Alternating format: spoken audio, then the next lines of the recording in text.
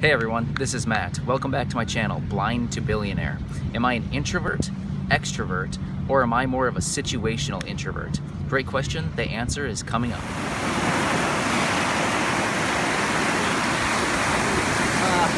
Good job, man.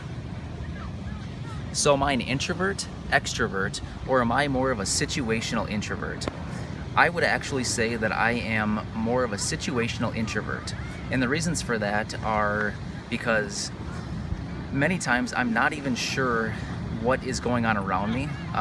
So obviously, since I've lost my vision, I can't see my surroundings. However, I'm always aware of my surroundings based on what I hear. So if I'm sitting somewhere, for example, I'm just sitting by the lake right now, as you can probably see in the background, but I was actually just sitting on a different bench over on a dock, and there were some people next to me, but I could tell that there were people next to me because I could hear some shuffling from feet and just some rustling of just different noises here and there.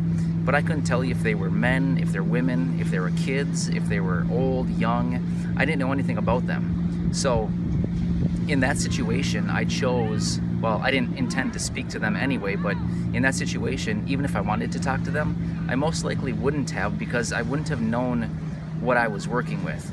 If I could see them in that situation, I may have chosen to, look over to see what kind of people they were and then maybe start a conversation. But in this situation, since I couldn't actually see them or hear their voices, I chose to be more introverted. So I realize that's just an example. In this situation, like I said, I probably wouldn't have spoken to them anyway. But another example would be family gatherings. For example, like a holiday family gathering when there's maybe 30 plus people in the house or wherever we're gathering. Although all of these people I'm related to and I know all of their voices, holiday family gatherings, I'm definitely a situational introvert. And the reason for that is I'm not afraid to talk to any of these people, but in the situation where I call it the situation like a family gathering, I call it like a fluid situation, or it's an active situation that's constantly changing. And the reason I say that is because these family gatherings, typically there's 30 plus people, and there's various groups all over the house. Maybe in the living room, there's a group of 7 or 8 people talking. Around the table, there might be another 5 to 7. In the kitchen, there might be another 5 to 7. And then just walking around talking, there may be another 7, 10, 15 people, or whatever the remaining balance is. And in many cases, people are constantly getting up, moving around, going to get food, going to get a drink, going to talk to someone else, going to find another seat somewhere else. And I typically don't know who is around me unless they actually come up and introduce themselves and identify who they are, like, oh, this is your cousin, whoever. Or if I hear their voice and I know who it is because, they're my family, I know who all these people are, I recognize them by their voice. So if I'm standing somewhere and I know that there's someone next to me and I hear their voice, I may think, oh, okay, that's my Uncle Alan. And then I know it's him and I can maybe start talking to him. But if there's somebody standing next to me or sitting next to me, I have a really hard time talking to them. And it's not because I don't want to, it's because I don't know who's there.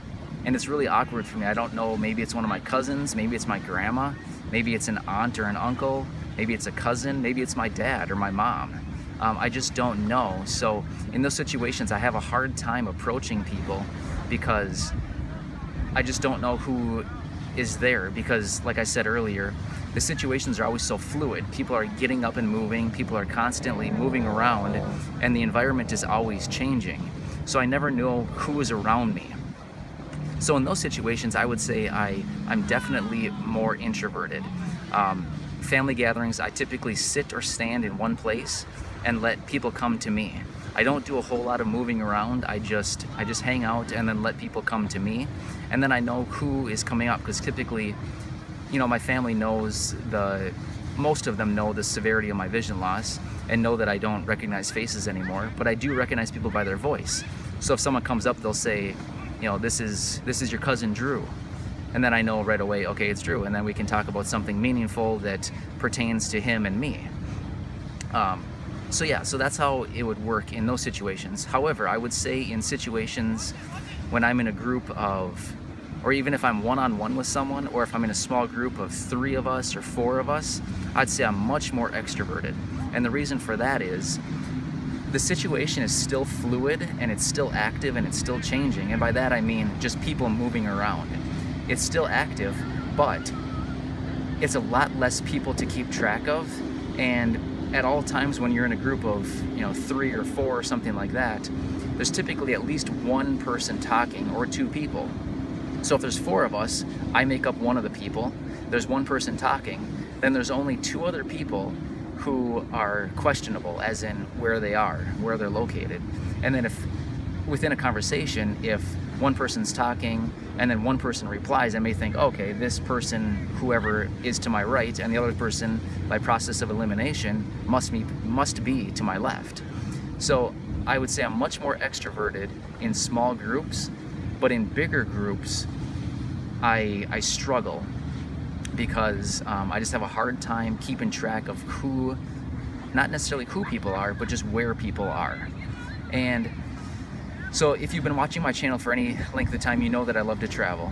So when I travel, I would say I'm also, again, mostly introverted until we can start up a conversation with somebody. For example, if we're sitting by a pool, or we're sitting in a hot tub, or we're sitting on the beach and our neighbors, the chairs next to us, in a situation where people are planted, like I just said, like at a pool, lawn chairs, at a hot tub. When people are planted like that, once the conversation is initiated and I know that, okay, the people are stationary and they're not necessarily moving, I have a much easier time interacting with them because I don't need to worry about that person moving. And if they do, typically the conversation ends and it's, we typically say like, okay, see you later, or something like that. It's indicated that the conversation is ending, then I know that that person has moved.